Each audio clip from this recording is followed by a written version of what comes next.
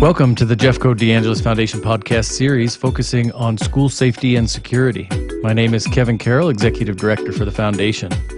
Throughout this series, we will be engaging in informative conversations with local, national, and even internationally recognized experts in the arena of school safety. We will be exploring best practices in crisis preparation, response, and recovery, as well as gleaning lessons learned from these remarkable professionals. In special editions like today's with Sean Graves, we will also be having conversations with people who personally experienced school and community shootings. The Jeffco DeAngelis Foundation originated in Jefferson County, Colorado, with a deep passion for and a relentless commitment to sharing best practices in school safety and security with first responders as well as school and school district personnel. We, in partnership with Jefferson County Public Schools, support a one-of-a-kind training facility, the Frank DeAngelis Center for Community Safety. This former elementary school is now a premier training facility which has supported training for over 7,000 first responders. Our trainings encompass everything from the practical to the tactical, focusing on proven approaches to preparedness, response, and recovery. More can be learned about the training facility, our team of nationally recognized trainers, and the Foundation by visiting www.deangeliscenter.org. And with that, it's my true pleasure to welcome our special guest today, Mr. Sean Graves. Sean was a student at Columbine High School in 1999 during the tragedy. Welcome, Sean. Thank you. Also joining us today is Mr. John McDonald, Executive Director of School Safety for Jefferson County Public Schools. Welcome, John. Thanks, Kevin. Looking forward to the conversation. So, Sean, we're going to jump right in, and as we talk today, we will be exploring your experiences during the Columbine tragedy and after, but I'd like to begin by hearing more about you, your life, and experiences prior to that day.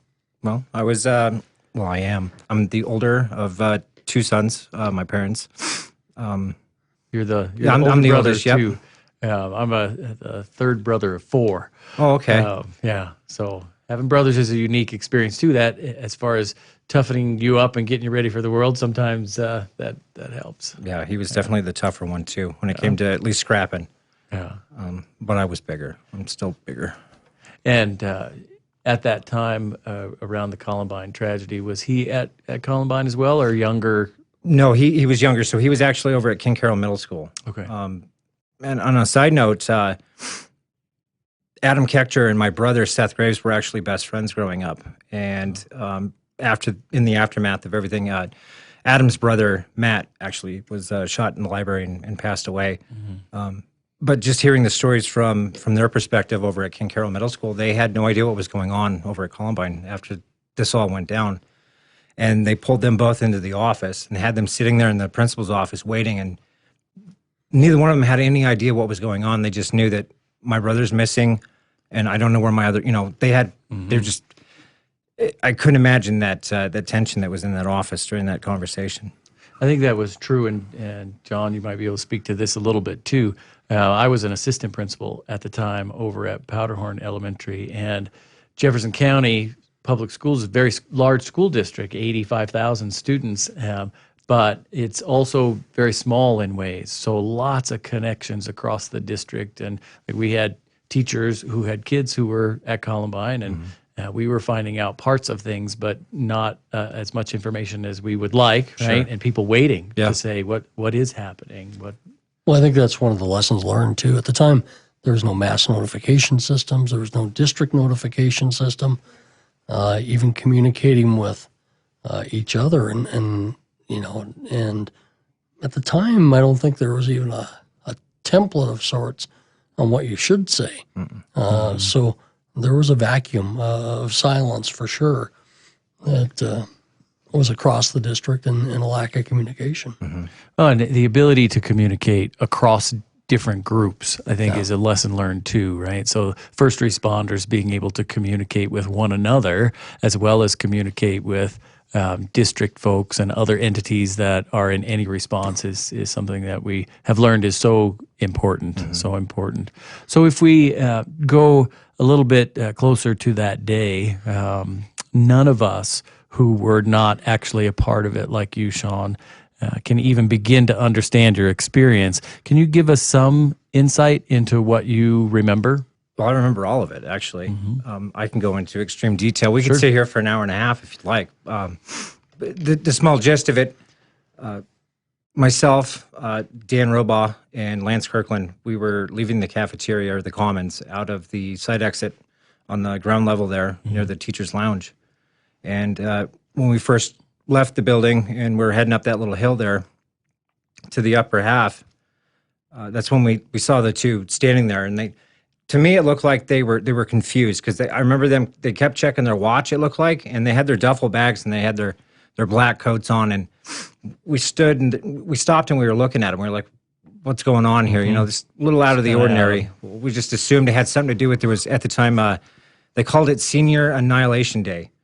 It was a game where they went around with paintballs and all the class, you know, the upperclassmen at that, you know, the seniors went around shooting each other basically. And the last one standing won for the whole school. And we thought that was really cool because it was always a rumor for us being freshmen. We had no idea. We didn't have friends in higher classes. So just to see them, what we thought were loading up those paintball guns, we thought we better get up there because they're probably going to go shoot, you know, a campus soup or somebody like that. And we thought this would be something to see. We'll talk about this forever. Yeah. Well, we were. So about that time that we started putting it together, this could be a prank. That's when I started noticing that he was loading magazines into their weapons. And growing up, both myself and Lance were both hunting families. We were grown up, raised around shotguns at the range, whatever the case was. So we knew what a gun looked like. We knew what it sounded like too.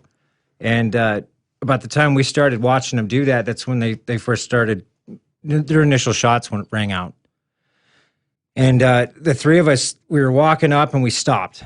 And we just witnessed this go, you know, we heard it. We know what's going on. And in my head, this isn't right. And I know Lance isn't because we keep having these side conversations, the three of us, where we're just convincing ourselves what we're looking at is not what it really looks like. So it's not fitting. The reality of what's in front of you that's is not happening fitting here. with This what you isn't normally dangerous. would. You know, let's get going. We're being wimps. And so we convinced ourselves to start walking up even closer to them. And they're at the top of this hill, and we're a good 30 feet from them at this point. And, you know, they start ringing them back out, and then they turn around. They turned the weapons onto us, and they started firing. And about that time, that's when Dan was hit. I remember Dan, he was in the corner of my eye, and I remember the ground poofed, and I saw like a little trail of dust, it seemed like, and I thought it was smoke. And then about that time, I had dirt in my face, and I remember thinking, well, that isn't like a paintball that we've ever experienced. And Dan hit the ground, and about that time, I'm looking back because they're spraying us with, you know, we're just getting riddled with bullets. And I didn't realize at the time I was actually shot 4 times at this point. And I remember turning around, looking back behind me, wondering, where's the paint? You know, I don't see any paint on the ground. Where are we looking? And I'm standing there, and at this point, I turn back around, and I'm the only one standing. Dan, unfortunately, has already passed away, and Lance has been shot in the leg or the foot, one of those two, I think, and he hit the ground immediately. And I'm standing there looking around, not understanding what's going on, and I was confused, and I didn't want to get hit with frozen paintballs, because while this is all going on, we're still having a side conversation convincing ourselves that this is not dangerous. They're frozen paintballs. They froze them. These guys are jerks. We've got to get out of here. And so I made the announcement to them, I'm going to head back into the building. You guys can hang out. I'm out of here. And Lance immediately started giving me, you know, heck, you know, he's teasing me about being a wimp. And I just tell him, I don't care. I'm out of here. And I started running back for the building. Well, while I'm running back, that's when Anne-Marie, I noticed she was on the ground. And they're still firing at me. And I can see, you know, dust and stuff hitting the concrete around me. And there's a chain link fence that I have to go around with my body physically to get back into the building. And as I'm running back through, the only thing I have my backpack on, I'm ready for school, obviously. It's at school. And I have my hand on that door handle and I pull it open. I completely covered my body from the building. At this point, my entire body is covered by that pillar that's on the corner of the building. And it's concrete. There's no way. The only thing that was exposed on my body was my backpack. And when I eventually got my bag back, you can actually flip through a notebook and you can see where a 9mm entered the side pocket, hit my notebook, and you can see where it turned around in the pages as you flip through it. It's like deflected in there. Yeah, deflected, and it went straight from my spine. It hit me at a T12, and it immediately blew my it shattered my vertebrae. The bullet fragmented at that point, and the larger chunk actually ricocheted down my body on the inside, hit my hip, and shot out the side. And that was it. My legs were gone. And of course, I'm laying there, and I still think this is not real. There's a tranquilizer dart in my back, and I'm yelling at everyone to pull it out. And of course, nobody's pulling a tranq dart out. So at that point, it becomes real, right? It's the difference between what you are thinking it is, this prank that seniors do, this game that they play, and the reality of what was happening in front of you. So what happened next that you can remember? Well, I'm on the ground, and I'm at this point, I'm outside the building. The door, I'm near the doorway, but I'm not in it. And the cafeteria crew and a few students were standing by in the commons, and they saw me on the ground, and they noticed that I was bleeding at this point. So I could see the look in their faces, and their body language was changing. And that started to get me tense, and I was starting to get that anxiety because I didn't know what was going on, but I knew this wasn't good anymore. And they were grabbing me and trying to drag me into the building for my protection, which to this day, I'm still appreciative of. But as they got me halfway through the doorway, that's when one of the cafeteria workers, she stopped them because my legs aren't working. She knew that had something to do with my spine or my neck. And we were always taught growing up, car accidents, you don't move them. Yeah. They've got to be put on a board and move that way. So she stopped him from pulling me into the building, which actually saved my life. That goes along with your Boy Scout training that you probably had too, right? Right. So I'm laying there, and there's a glass window that separates where I was versus where I am now. And I remember just seeing, she was standing there looking at me with the look of death in her, it was just pure fear. And I remember her looking over to her right where she had a clear shot, eyesight straight out the glass, and she saw one of I forget who shot Lance with the shotgun to the face in the attempted execution. There it is. So Lance was shot in the face with the shotgun during a botched execution attempt. That's what it was. And I remember her face, she hit the ground immediately, and the glass shattered.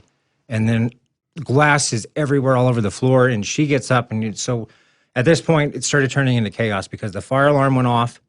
I remember people just scrambling. Kids were jumping over me. I was losing so much blood. I didn't realize how much blood I was actually losing until I started feeling cold on my neck. And what I didn't realize is I was grazed. When I was looking back to see where those paintballs were hitting, that's when a bullet actually was headed straight from. If I would have stood there and not turned my neck, it would have gone through my neck, and I would have died right there. So I had this giant gash in my neck that was just hemorrhaging blood. And I remember putting my hand in it, and 2 or 3 of my fingers actually sunk in. And I thought, well, that's not good. So when I pulled it back out, it was covered in blood, and that's when I realized this is not good. And then, like you were saying, maybe it was my Boy Scout training. I don't know. I just immediately went into survival mode. And the only thing I could think was, they're not done with me yet. They're coming back to finish the job. And I immediately started spreading blood on the ground because I kept thinking, the only defense I have at this point is to play dead. So I'm going to pretend I'm dead, and I'm going to make it look like I struggled or bled out. I make it difficult for them to determine I'm alive. And in the course of doing that, time had passed, and I remember just laying there listening to all the concussions from the bombs going off throughout the building, gunfire, continuous gunfire. Fire alarms are going off, so you had to listen to that buzzer nonstop. And they ended up returning to the cafeteria. What I didn't know was the reason they kept checking their watches when we were walking out there was because there was supposed to be an explosion at the pillar that I ended up in front of. And on the other side of that pillar was a 20-pound propane tank, I think. It was a bomb that didn't trigger. Thank God it didn't, because this would have been a completely different situation. But they came back downstairs, and I remember laying there, and I'm pretending I'm dead. and there's glass everywhere, and I got my blood going, and I'm prepped, I keep taking deep breaths. Well, they keep firing a gun, and I remember hearing just the bullets just hitting something solid and then just fragmenting, and then I could feel it, or you could hear the fragments just hitting all around me. And I couldn't figure out what the heck they were doing. I thought they were taking shots at me from a distance, as target practice. And I'm laying there, and every time I was getting angry at myself, every time, a shot rang out or another explosive went off, I'd flinch and I'd shoot glass across the floor. And it was driving me insane because I have to pretend I'm dead and I can't get a hold of my own nerves. And I thought, what good am. So I'm laying there. What I didn't really, they're shooting at that propane bomb. Trying to make it go off since it didn't go off. That's when I actually got grazed in the top of the head by a fragment. So after they ended up setting off an incendiary device that I remember feeling the heat off of that thing, and then immediately the sprinklers came down, and then just immediate cool. And I thought, it was just a weird sensation to go from high heat, knowing that you could hearing something, burn up, and you can hear the flames in there, to cool. And they ended up, the noise stopped, and they ended up back upstairs in in the library. And I could hear the shots continuing to go again upstairs, and they're slower now. It's more, they're taking their time. They're aiming this time, more deliberate, I think, is the way to put that. And I started going in and out of consciousness. I was losing so much blood. It was just, everything was getting foggy. And I remember thinking, where are the police? Where's help? We need help. I need help. And I just started praying. I was praying, please let me walk again, let me live. And I started just slipping in and out, and I just clocked out. And when I woke back up, I could hear a helicopter in the air, and I thought, oh, thank God. They're here. Somebody's coming. And I remember looking around. I didn't see anyone. And then I started slipping back out again. And then I just woke up. And when I woke up, this time I felt really cold, and it was stiff, and it was weird. And to this day, I still think I may have passed on and came back. I don't know. I just always tell people my birthday's really 4/20. But I remember looking back behind me. I heard something, or something got my attention, and I looked back around, and there's an ambulance parked like 8 feet off my feet. And that, once again, I was kind of disappointed and upset with myself, because how did I sleep through an ambulance driving up on me? And I remember, these guys were running around, and one of the firemen, or the first responders, he grabbed me and he's dragging me out. And he's like, are you all right? He's checking to see if I'm alive. And luckily I woke up and started moving around. He saw me. So he's trying to drag me. Well, back to the beginning of my story where I mentioned I was pretty hefty. So poor Monty, it was Monty Fleming that grabbed me. He's struggling with me. And I know he's struggling with me because he's struggling. And I'm watching, the whole time I'm watching, he's carrying me back. He's got his hand on my belt, and he's got the other on my shirt or something. And I remember he's walking back with me, and I just see my legs dangling. And I thought, God, that's weird. I'm not digging this. I'm watching that happening. In the meantime, there's bullets and glass raining down on us. Still shots going on. And I'm looking down at the ground because I'm staring at my feet. And now there's glass everywhere. Well, it's not registering to me that they're up top, blowing the glass out of the windows of the library, trying to shoot us. And they're rushing. I mean, everything's chaotic. And I remember they got me back towards the rear of the ambulance, and that's when I looked over and I saw that they were picking Lance up, or they were moving Lance. And I remember seeing, I believe it was an officer, he picked Dan up to check to see if he was alive, and that's when I saw Dan's face. He was completely purple, and that's when I knew. Yeah. Dan's not with us. Yeah. And I remember them struggling to get me into the ambulance. We had to go get the other, so there's two of them trying to throw me into the back of this ambulance. Meanwhile, we're getting shot at.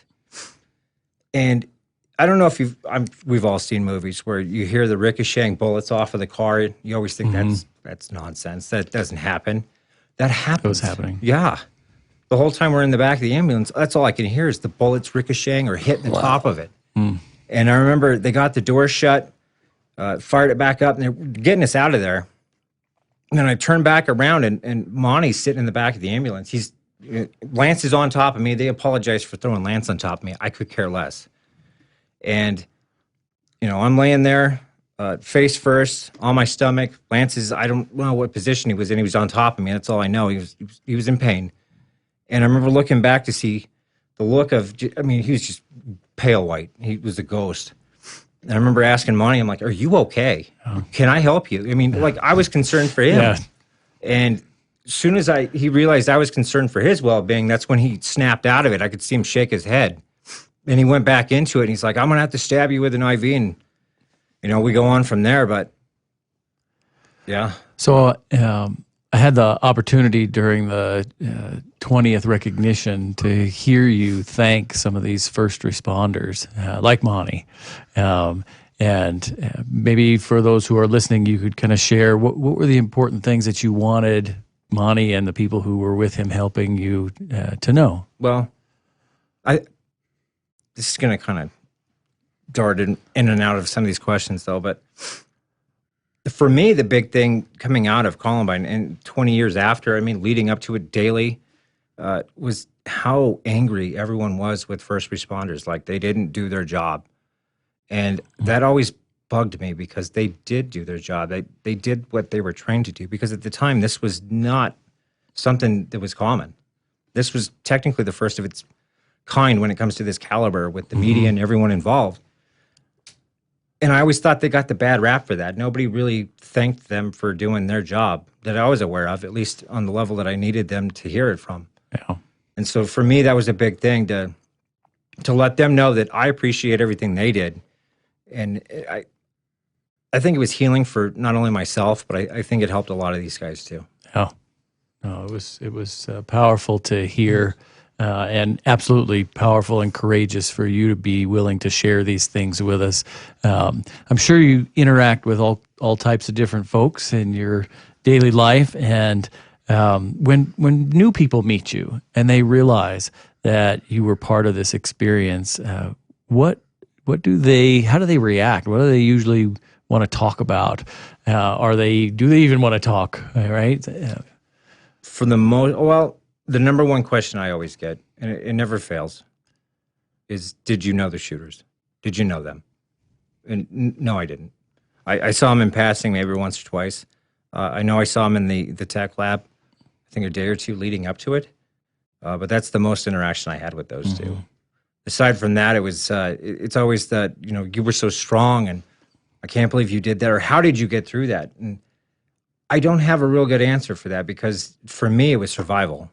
And it still is. I mean, I had to relearn how to walk. I had to learn to combat what I've been dealt as far as my injuries go. I had to find a way around them because I needed to do something, and I got to find a way to make it happen. And to be honest with you, I don't know. I think a lot of that too was I was 15 years old. Sure. You know? Sure. Well, people who, there's lots of people who say that they were a part of Columbine. That's a common thing. Because as a community, people want to feel like they're together.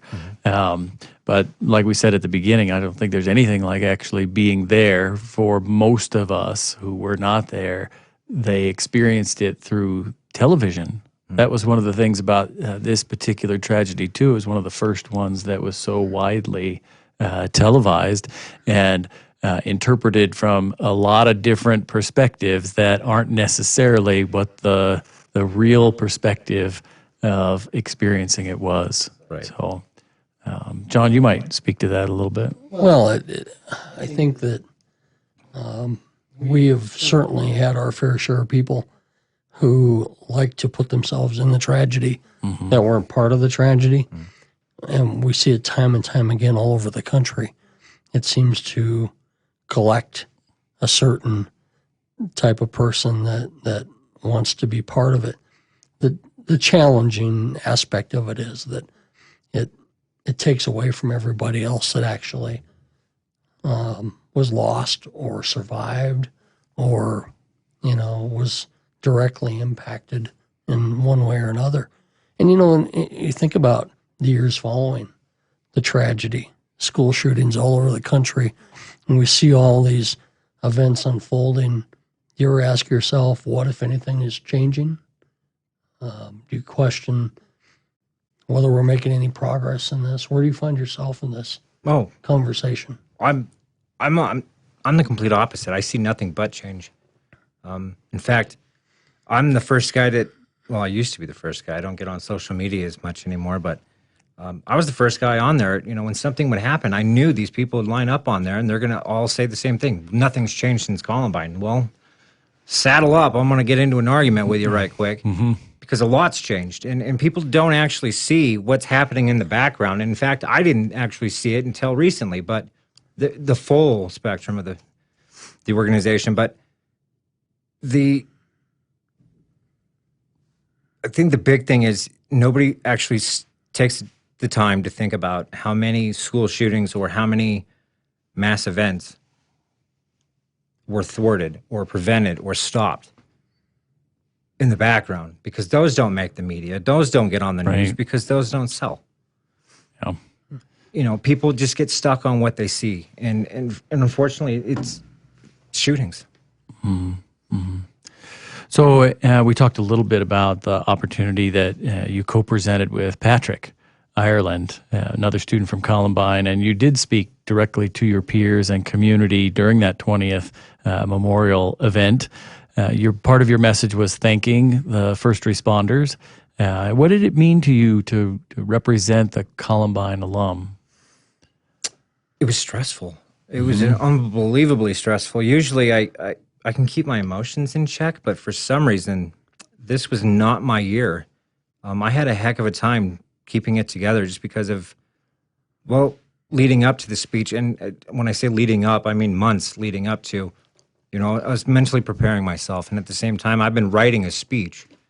And I had this speech down, but unfortunately, when I was up in front of all of my peers and the national media and everyone no one care about, but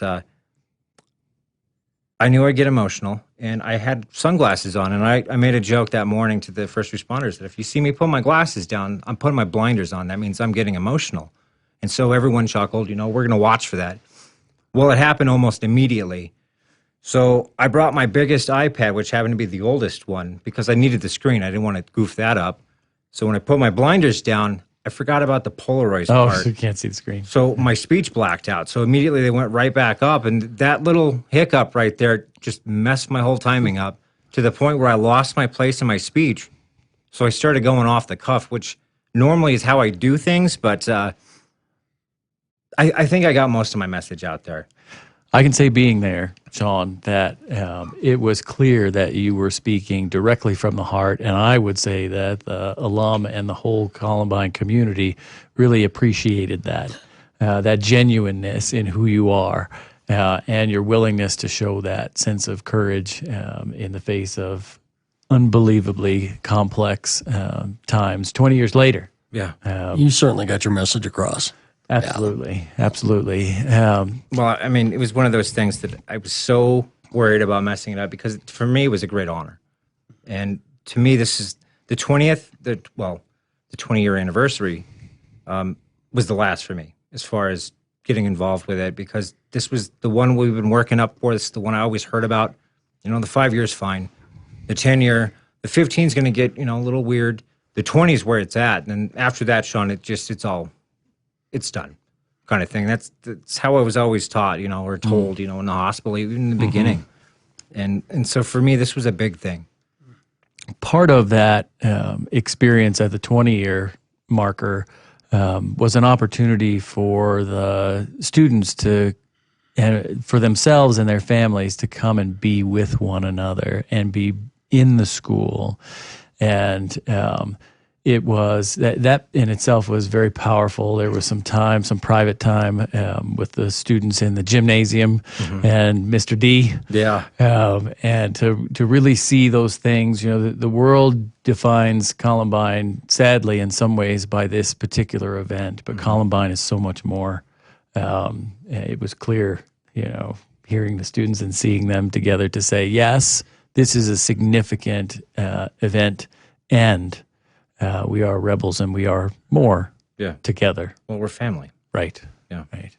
I think what was pretty remarkable about that day was, the student population in 1999 at Columbine was about 2,000.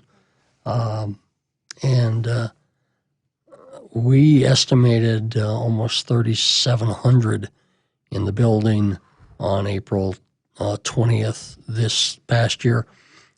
And the alumni brought their families back. They brought their kids. They brought their parents. So many of them for the first time in 20 years were back. And it was a place of hope. And that was pretty remarkable. It was definitely healing for a lot of people. Yeah. And I think that's what it was intended to be. Yeah. And was the there's hope, still for more sure. healing to do, still more healing to go. Sure. So for both of you, due to the history in Jefferson County, it's not unusual that communities that are experiencing school shootings reach out to you all for advice and support. What do you share about how to best support communities in reclaiming their communities after events like this? Well, for me, I've worked with 6 communities around the country that have been impacted by school shooting tragedies. And, everybody is struggling. One of the first questions I get is, who do we turn to lead this effort? And how do you find your new normal? And how do we take a step forward? And it's a very difficult conversation because in the midst of crisis, leadership really matters. And that leadership in crisis isn't taught. And you find yourself in a position where you have to find advocates and you have to find partners, mission partners, that are going to help heal and lead your community through recovery. And, the most challenging part is how do you get your kids back to a place where they can learn and grow and thrive, and your school becomes a safe place because you have all these shattered assumptions, as Dr. Nicoletti talks a lot about in our work with him. I think the biggest challenge is that you got to start having the conversations today because tomorrow is too late. If you're waiting until after the tragedy to start coming up with your recovery plan and find your mission partners to help lead you through whatever you're going to go through, then it's too late. And that success is going to be stunted. That success is going to be very difficult to achieve. But if you have those people and you start discussing and having the hard conversations early, your opportunity for I guess a faster, stronger recovery is much better. Not very many communities have a Frank DeAngelis to lead them through a process. And one of the things I tell school districts, and it is a failure I see time and time again, when there is tragedy, school districts turn inwards, and they tend to forget about the students that have been lost and the families that lost students, and they tend to forget about the wounded and the families that have wounded kids. There has to be a significant outreach effort to those families, the lost and the wounded, because that's how you define yourself, by how you take care of them, because every other child is watching that, every other family is watching that. And if you don't do that well, if you don't have the strength and courage to do that, you lose trust. And lack and loss of trust is probably the most impactful negative factor in all of this. You can't get it back. You can't. Right? Once you've lost that. I tell everybody, trust is hard to earn and hard to keep. Mm-hmm. And so Frank did some things right away to reach out, right? Yeah. I've heard you talk a little bit about that, and I know, Sean, you know about that from personal experience. Mm-hmm. Maybe you guys could share a little bit about the difference that made, him making that commitment. For me, it was touching. I know from my perspective, being, a student at the school still, or even in the aftermath leading up to it, we saw Frank on occasion, and you could tell he was hurting.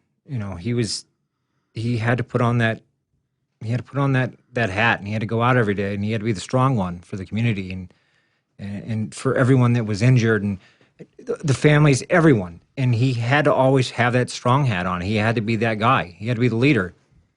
And you could see it. It was wearing him out. It was killing him. Mm-hmm. And it was up until he started, figuring that out on his own. As far as he needed to step out and get maybe some help or talk to somebody. Mm-hmm. And I've always been a firm advocate, and from everything that I've experienced and what I've managed to get through somehow, as far as my mental health, I didn't really care for going to see a therapist because that wasn't working for me. However, you put me in front of a camera or you set me down in front of a classroom of kids, and I tend not to shut up. I will talk to them and I'll tell them my story. And, when I'm on a mode and I'm doing it repetitively, it comes out easy. And when it does that, then for me, that was my healing. Mm-hmm. And helping other people, I healed myself. Wonderful. All right, that takes courage, too, to be willing to share that story. So I know that both of you support the Columbine community now in any way that you can. Can you talk a little bit about today's students at Columbine and what it's like for them? Because they didn't experience this, but it's been my experience in working with them that sometimes the world believes that because they go to Columbine, they experience the same things that you did, Sean, and so their world is maybe a little bit different than what it is at a regular neighborhood high school. Sure. Well, I can just say that, having been around the Columbine community for a lot of years prior to and following the tragedy, and as the guy where the buck stops here with me for school safety, for Columbine and all of our other schools, it is a unique school, and the kids are unique there because of the kindness and the awareness that they get from the teachers. There's still 21 staff members in the school that were there in 1999. Some of them were even students. Some of them were students are now teachers, yeah.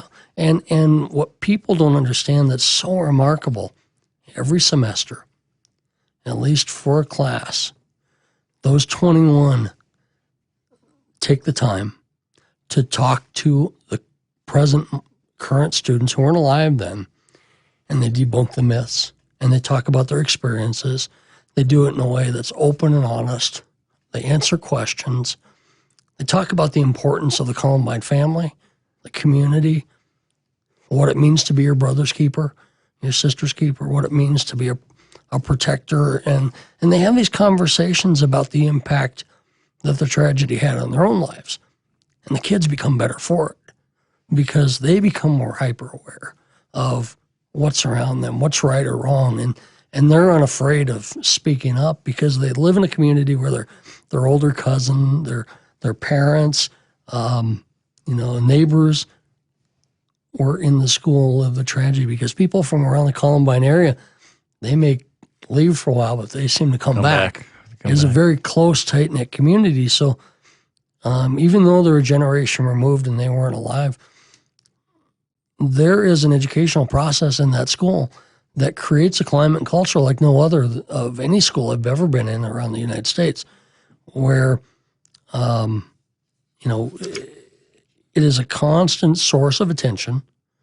We have people from around the world that continue to show up at the school. So it's always somewhat in your face as a student that something happened here. And the kids, they're really remarkable. I have to say, and as a former Columbine dad, it was always something that meant a lot to me when my daughter would come home and we talked about April 20th today and what that meant to her. I think our kids become better for it when we're willing to have honest conversation. And Sean, what have you noticed about the current students or the community? I think it's a sense of pride, just the fact that they are a rebel and they go to that school. I think they've got that pride in their back pocket, and they know that building means something a lot. Well, let's rephrase that. That building means everything to a lot of people that were in there that day.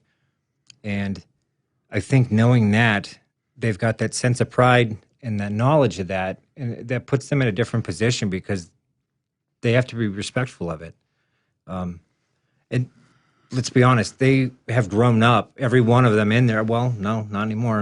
I'm getting old, but these kids have all grown up watching this in the media. So it's a place that they're familiar with, and it's their home kind of thing. But on the same token, we've always joked about it. We've always said it in the aftermath of Columbine, that the student body, even the community itself, or everyone on the out, it became a small town atmosphere in here, and everyone knew what everyone was up to, and everyone cared about one another, and we were worried about, we kept tabs on each other because we made it a family. We became so tight knit that it was like a really big dysfunctional family, but we loved each other for it.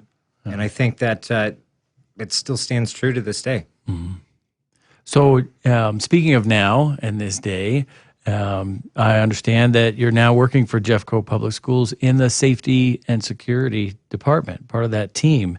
Tell us more about what that includes and why it is that you decided you wanted to do this work. Well, I can tell you the why right now. John, actually, I've been working with John off and on, doing some small speaking arrangements or interviews or something of the nature that I help in some way. And John was, I kept poking and asking me if I'd be interested to come work here and to help people out. And growing up, I wanted to be a cop. And before that, I was going to go into the Army right after high school because I wanted to be an MP. And right after that, I was going to go straight into the law enforcement. And that was my goal. It has been since I was a kid. So to have that taken away and have an opportunity to go back into that role that I was dreaming of being able to help people. Only this time I get to throw in my own personal experience, given what I've gone through. It was a big deal for me. And I've always looked up to John anyways, just becoming his friend and getting to know him throughout the years. Well, now he's become my mentor. Well, I'm my boss, so. Well, I know when this opportunity first came up, you and I had a chance to talk a little bit, and one of the things you were excited about was to say how it is that you think differently and you like to figure things out. Like you were talking about how you like to take things apart and put them back together when you were younger. This is about figuring things out too, right? Looking for patterns and looking at systems. How do we get better? How do we do it in a more efficient way, in a more effective way? So I think that's really exciting that you have come to be a part of that Jeffco security team. I think there's a huge value add for them as an organization, your ability to share your message with first responders, to share directly with students, really is powerful. Well, we created the Frank DeAngelis Center for Community Safety a couple of years ago, and it's really taken off, and over 7,000 police officers, law enforcement personnel trained there in the last year and a half or so, and Sean and I were on the committee putting the 20th memorial plans together, and we kept talking, and I kept thinking about opportunity, and part of the DeAngelis Center is about training law enforcement to better their tactics to protect our kids. And I kept thinking about the opportunity to remind law enforcement about who you're fighting for, who you're training for. And not only them, but I wanted that reminder for our own team and for every other school district safety team. And Sean and I were talking, and I kept thinking opportunity here, right? Opportunity for a voice of experience, for somebody to say, I am who you're fighting for. Because I stand here today as what all these lessons learned for 20 years are all about. And so at one point I asked him, I said, what do you want to do? What's the future for you? And he said, I want to find a way to work with you. And I thought, that's what I want. And so today, Sean is managing the Frank DeAngelis Center for Community Safety. And as we were onboarding him when he first started, he worked with patrol, he worked with dispatch, he worked with emergency management, he worked with our threat assessment team, he worked with our campus security, safety teams in the schools. And now he's taken all that learning, plus his own experience, and he's overseeing and our primary liaison today between the DeAngelis Center for Community Safety and Law Enforcement. And I want every cop that walks in the doors to get a chance to meet and talk to Sean, because that's the student of today is Sean tomorrow, and that resiliency and courage and willingness to fight and keep this good fight up against school violence. This is where it begins, and so for me, it's an absolute honor, and now we get to have fun working together every day. There you go. Yeah. There you go. So, Sean, in that oversight, part of the design of the center is to have opportunities for first responders and school districts, school personnel to train on things. From your perspective, what would you say to teachers, administrators, and students who sometimes struggle to take drills seriously and who have a mindset that tragedy just, it can't happen here, won't happen here, I don't want to believe it will happen here? What might you say to them?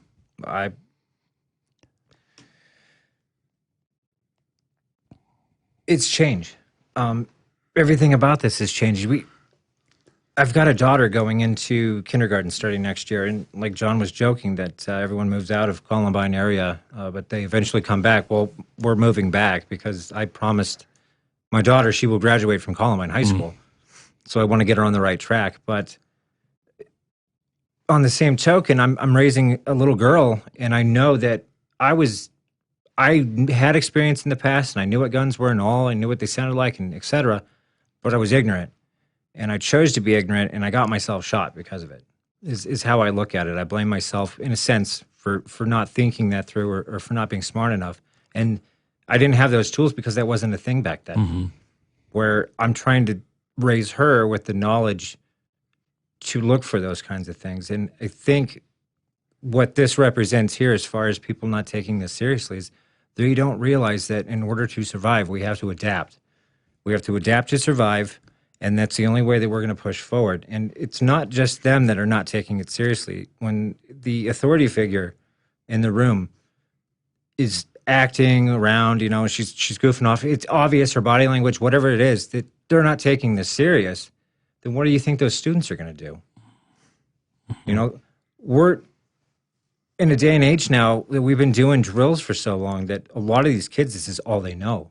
For them, this is just like the fire drills that we used to do. Or the tornado drills. Yeah, I was going to say tornado just drills. Just standard drill.